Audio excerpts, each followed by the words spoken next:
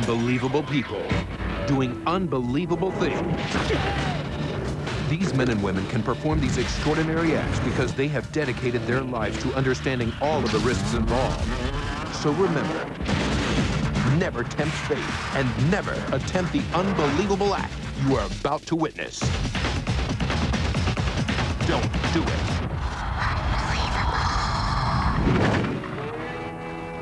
22-year-old Daniel Browning Smith is always getting into tight situations. But he's not a troublemaker. Believe it or not, Daniel is the most flexible man in the world. Mind if I try it on? And you won't believe what he can squeeze himself into. I'm constantly pushing myself to get into a smaller box or a smaller bag. Daniel was only 4 years old when he first noticed he had an unusual talent. When I was a little kid, we would all play hide and go seek, and they'd always stick me in the sock drawer, and it kind of grew from there. Now, 18 years later, a whole lot taller, and at almost 150 pounds, Daniel is still trying to cram himself into tiny places. Fits pretty well. And even though Daniel was born double-jointed, being this limber is something he's had to work at.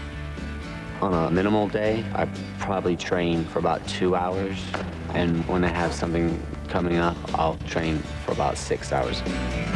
Amazingly, Daniel can dislocate his arms and flip his shoulders completely upside down. He easily does a back bend with a 180-degree twist. And incredibly, puts his legs behind his head without using his hands. But all of this is nothing compared to the small places into which Daniel can squeeze his entire body.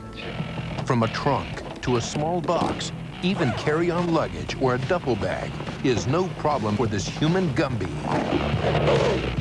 The most difficult part about being in a piece of luggage is I have to keep my mind clear because you can't see, you can't breathe, you can't move. And while it isn't obvious, there are advantages to this kind of extreme flexibility.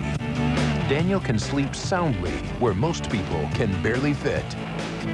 And if all the seats on an airplane are gone, Daniel can easily ride in the overhead compartment. For Daniel, it's all about making the most of your given talents. It's just like some people are short, some people are tall, some people are stiff, some people are flexible.